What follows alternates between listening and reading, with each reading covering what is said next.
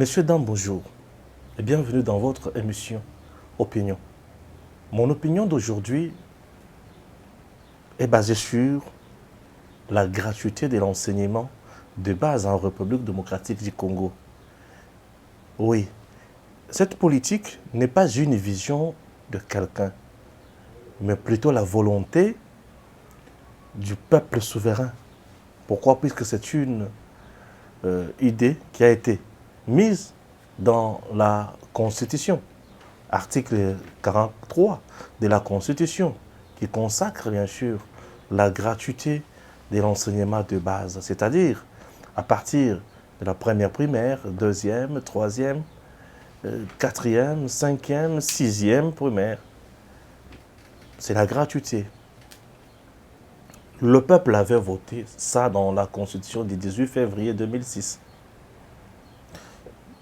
Durant les 2 mandats, plus 2 ans de M. Joseph Kabila, cette disposition n'a jamais été appliquée. Oui, n'a jamais été appliquée. Et elle a été appliquée, bien sûr, sous le régime de Félix Tshisekedi. Elle vient d'être appliquée par le régime, bien sûr, du président Félix. Le vrai problème dans ces domaines, pourquoi jusqu'à aujourd'hui la gratuité patauge? Pourquoi ça ne semble pas marcher? Pourquoi ça crée toujours des problèmes? Pourquoi il y a toujours des confusions? Chers compatriotes, d'abord, le fait pour le président Félix Tshisekedi d'accepter d'appliquer cette disposition constitutionnelle, c'est une très bonne chose. C'était une décision salvatrice de sa part. Pourquoi? Puisque c'était une décision qui venait alléger un peu la tâche à nombreux parents congolais qui ont souffert depuis un certain temps. Vous savez, dans notre pays, les Congolais sont des gens qui mettent au monde parfois sans contrôle. Chaque famille a beaucoup d'enfants, chaque papa, chaque femme, tout le monde a beaucoup d'enfants dans notre pays. Un parent peut se retrouver avec 8, 9, 10 ou 12 enfants. 7 parmi les 12 doivent aller à l'école. Et tout le monde est au niveau de l'école primaire. Et lorsque l'enseignement de base est payant, c'est coûtant pour ses parents. Mais lorsque ça devient gratuit, le parent est allégé. Il peut faire d'autres économies, ces petites économies, pour voir comment peut-être protéger ses enfants, élever ses enfants, éduquer ses enfants autrement. Chers compatriotes, depuis un certain temps, depuis le régime de Joseph Kabila, depuis 2000, 2001, depuis la transition, les enfants congolais, avec leurs parents, ont pris les enseignants en charge. Ouais, ont pris les enseignants en charge. Pourquoi? Puisqu'il y avait défaillance totale du côté de l'État. Tout parent voudrait voir son enfant étudier dans les bonnes conditions, décrocher un diplôme, continuer avec les études, puisque nous savons tous que avec les études, quelqu'un peut s'orienter et peut se retrouver, comme on a toujours dit chez nous, peut mener quand même bien sa vie, devenir un homme, devenir une femme, devenir un citoyen normal dans la société, avoir le courage, devenir quelqu'un qui peut bien mettre la différence entre le bien et le mal et surtout s'épanouir. C'est très important. Maintenant, le problème, pour ne pas aller trop loin, si aujourd'hui la gratuité de l'enseignement de base patauge, c'est parce que la vision, oui, c'était un projet grandiose du chef de l'État, mais ce projet n'a pas été bien encadré. On n'a pas mis en place des stratégies appropriées. Pourquoi? Puisque c'est dans un domaine très glissant, un domaine qui donne à certains beaucoup d'argent en termes de millions. Prenons plusieurs exemples.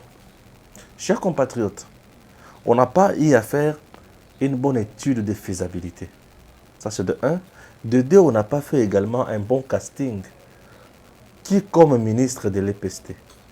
Qui comme ministre de l'EPST? C'est très important. L'État aussi n'a pas voulu agir autrement. Voilà, je commence. Premier point. les écoles conventionnées catholiques sont des écoles qui appartiennent à l'État congolais, mais gérées par les catholiques. Dans ces écoles, certains parents m'ont dit qu'il y avait une prime ou bien une quote-part réservée au cardinal. Admettons que c'était en termes de millions que monsieur le cardinal gagnait chaque année. Admettons qu'il gagnait 100 000 dollars ou 100 millions. Non, prenons 100 000 dollars à la fin de chaque année. Vous venez avec la politique de la gratuité. Personne ne paye plus.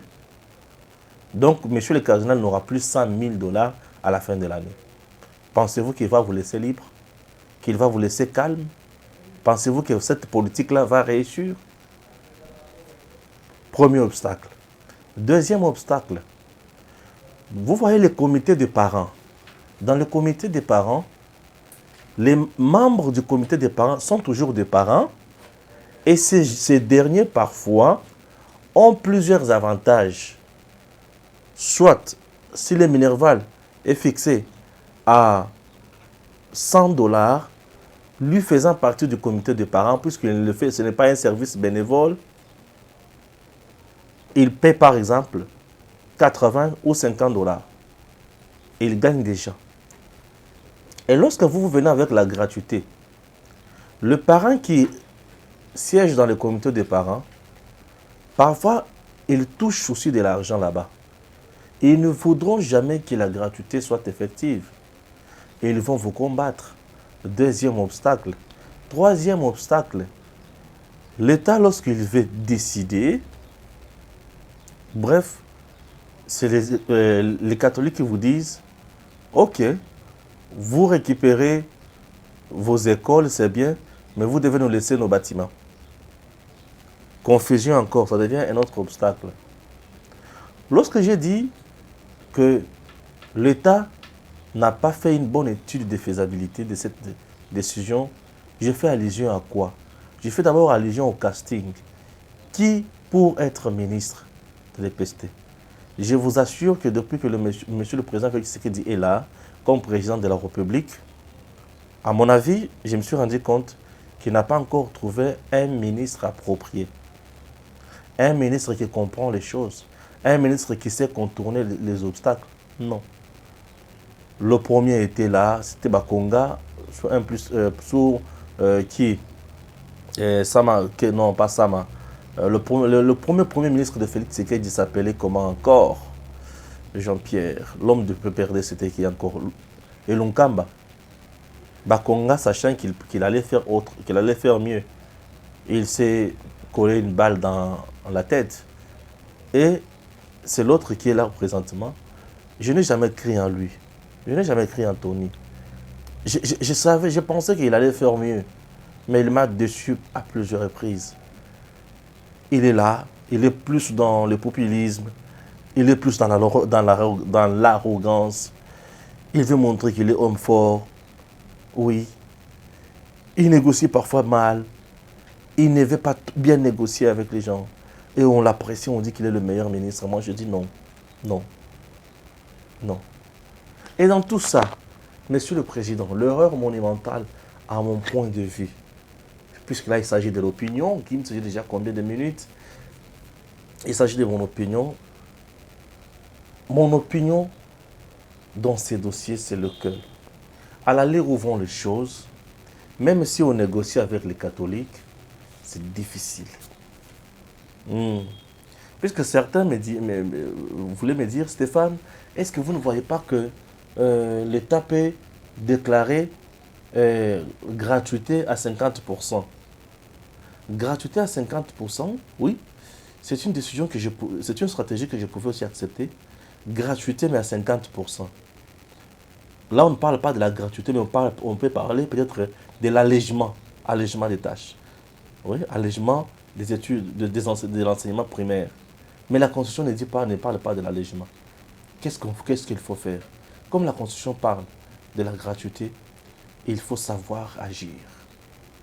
La meilleure façon pour moi d'agir dans ces domaines, Monsieur le Président, c'était de commencer par se demander, par faire ce que nous appelons le recensement.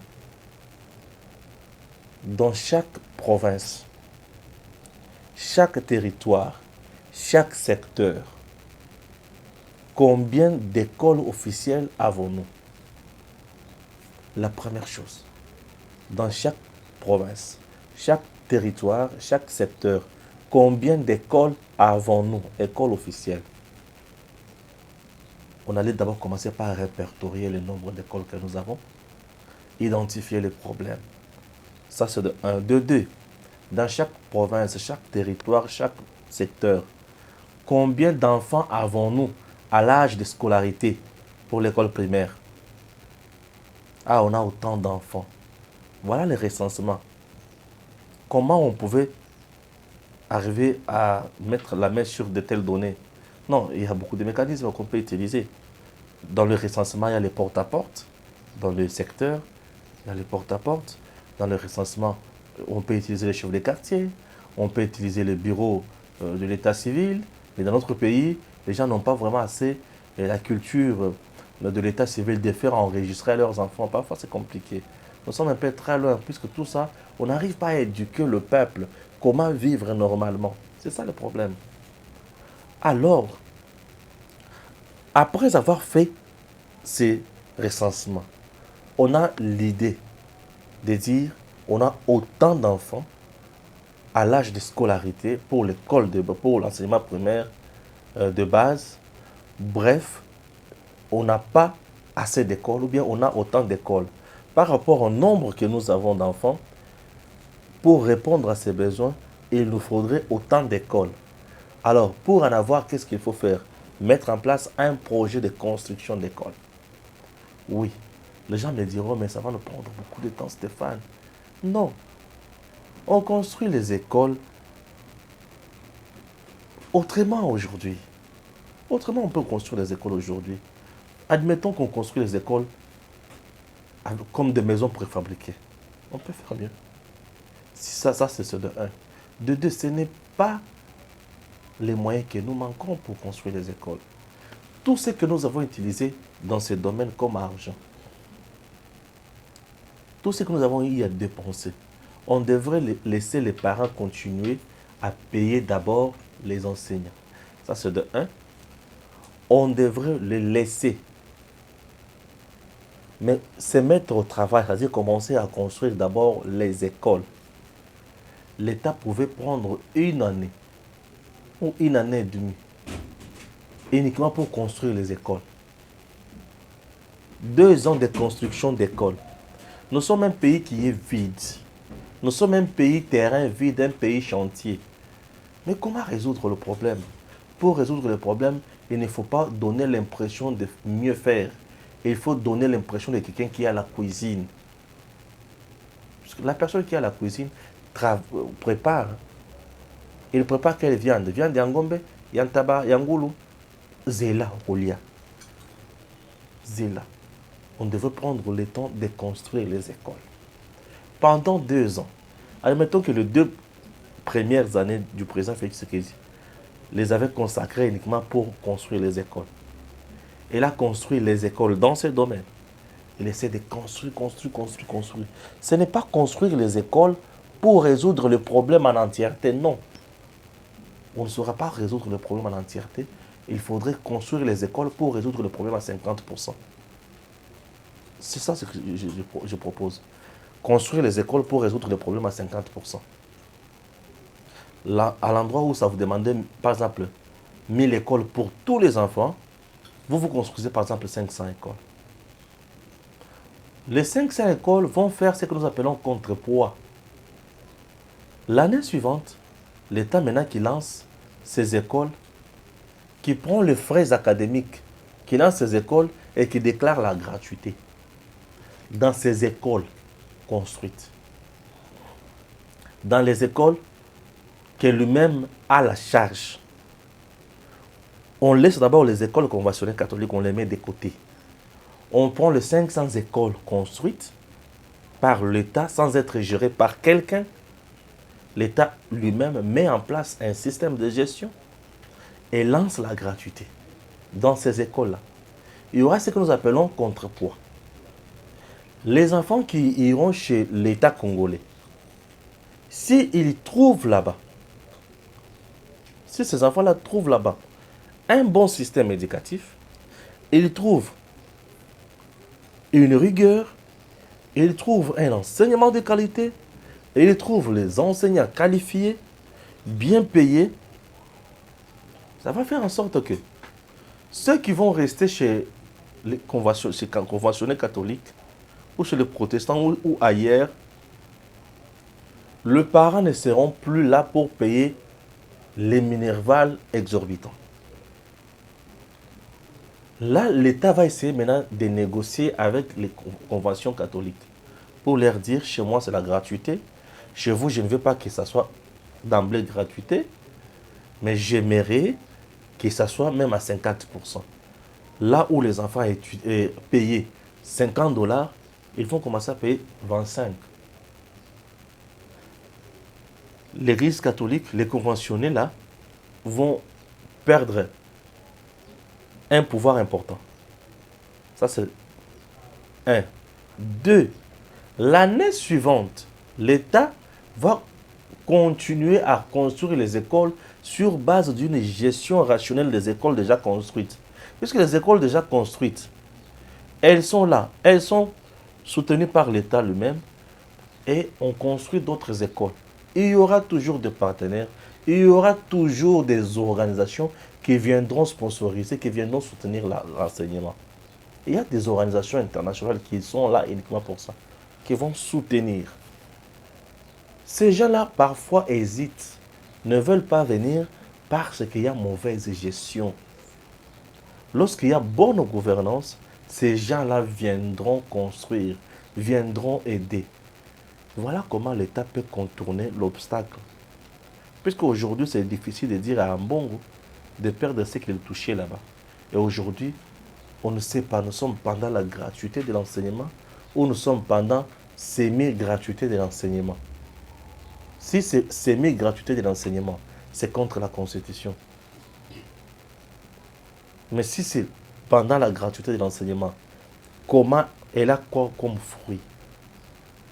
Nous ne pouvons pas sacrifier la qualité de l'enseignement de base au profit ou au détriment d'une gratuité solgan et pour ne rien donner comme résultat positif à la fin. Il s'agit de l'avenir des enfants. Ces enfants ont besoin d'un bel avenir. Chers compatriotes, c'est mon point de vue. J'espère que mon opinion ne va pas léser les gens.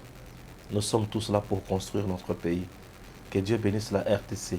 Vous êtes sur BM Opinion TV. Chacun peut émettre son point de vue ici. Question de nous envoyer juste votre vidéo de 10 minutes à ce numéro qui est affiché par Gims Lokumu, notre réalisateur. Et nous allons diffuser ça. Donnez votre opinion dans les soucis de construire notre pays ou soit dans les soucis de contribuer au bien-être du peuple congolais. Merci à Gims.